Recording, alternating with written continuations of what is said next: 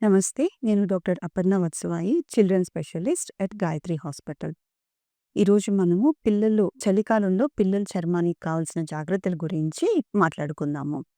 Age vice చెప్పామంటే అప్పుడే పుట్టిన baby skin చాలా డెలికేట్‌గా ఉంటుంది. అండ్ తొందరగా డీహైడ్రేట్ అవుతూ ఉంటారు వాళ్ళు. సో, స్కిన్ డ్రై అయిపోవడము, స్కిన్ పగుళ్ళు రావడము, లేదంటే స్కేల్స్ లాగా కనిపించడం అనేది పిల్లల్లో వెరీ కామన్.